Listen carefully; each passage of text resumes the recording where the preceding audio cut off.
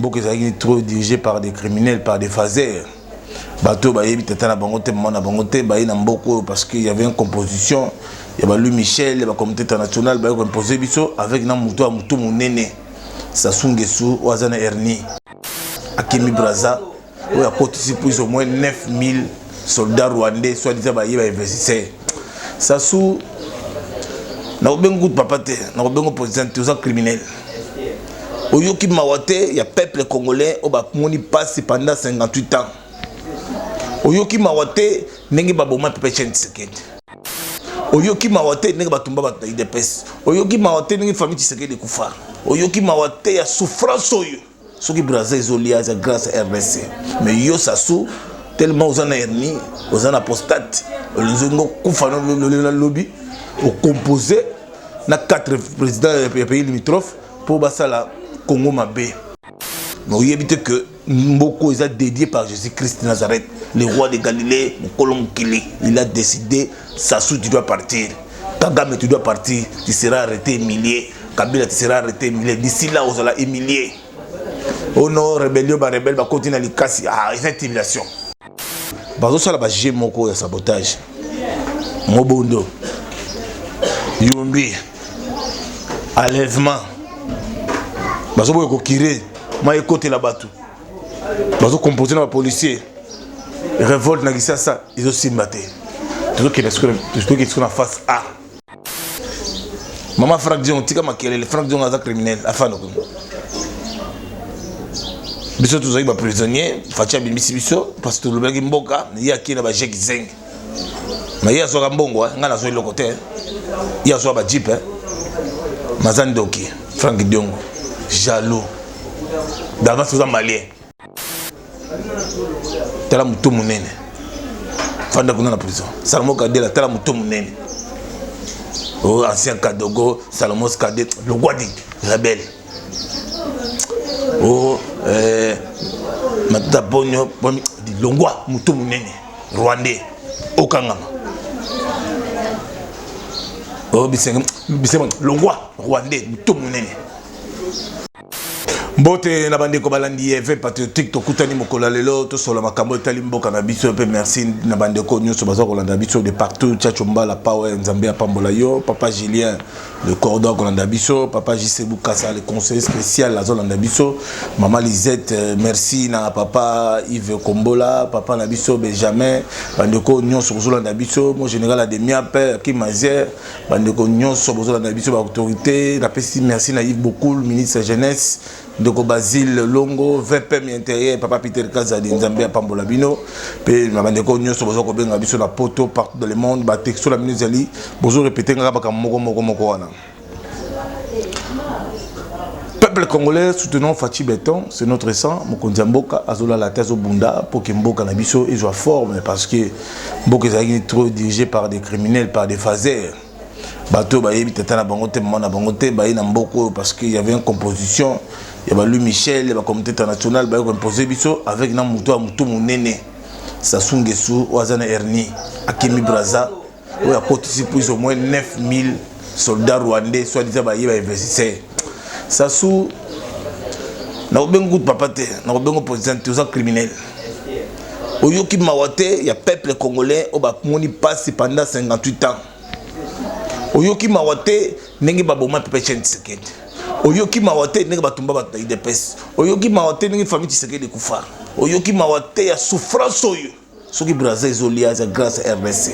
Mais yo Sassou tellement aux en erni, aux en apostate, les ongo Koufa le lobby, au composé na 4 présidents des pays limitrophes pour basa la Congo Mabé. Mais il évite que Mboko est dédié par Jésus-Christ de Nazareth, le roi de Galilée, Mkolom Kili. Il a décidé, Sassou, tu dois partir.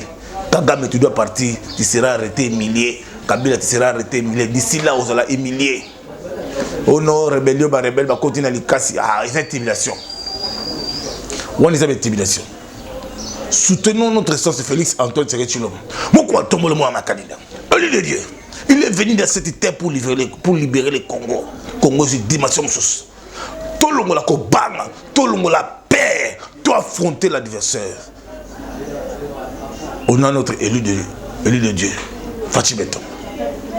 il a remonté le pays au niveau international. Relations bilatérales. Réserve en bon.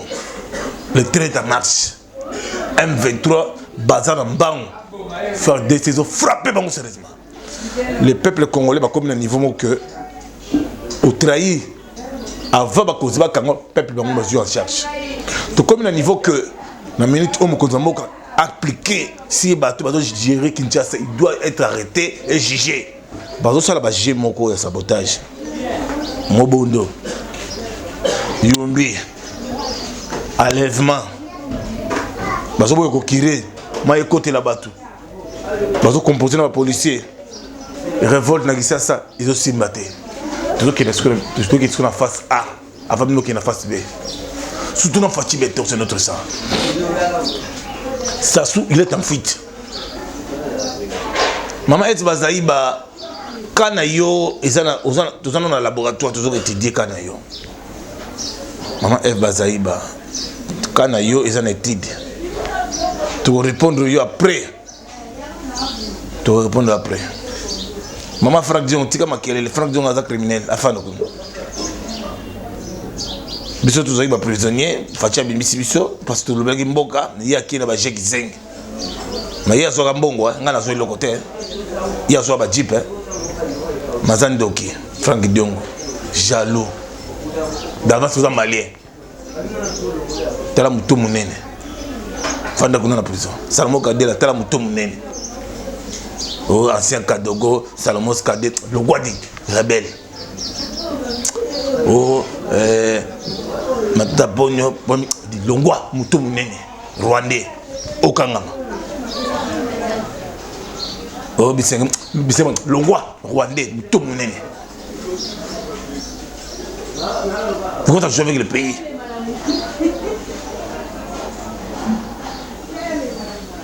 Oh, Moïse Katoum, Tala Moutou Mounene, Tala Zolo. Zambien, Rwandais. Le pays est décollé avec Fatih Beton. Partout, le chantier va tout. Le bilan du chef d'État est positif. Plusieurs autour d'Asikoyo, n'a pas criminel. Et vous avez soutenu mon taïbi chez 500. Kabila Zoko Tamakala, Kalate.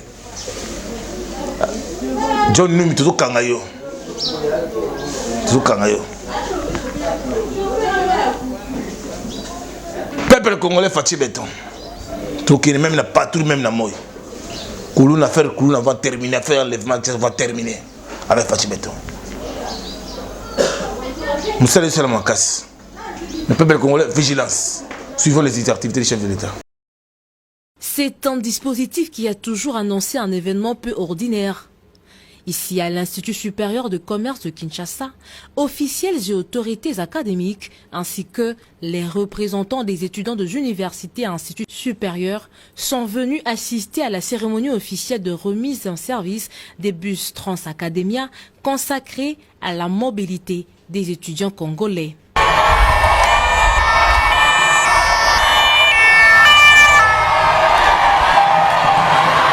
L'initiateur de ce grand projet, dont la jeunesse remonte au 5 mai 2021, lors de sa visite des campus universitaires de l'UPN et de l'INBTP, Félix Antoine Tshisekedi Tshilombo a fait le déplacement ce vendredi 24 février 2023 pour lier la parole à l'acte. Chose promise, chose due.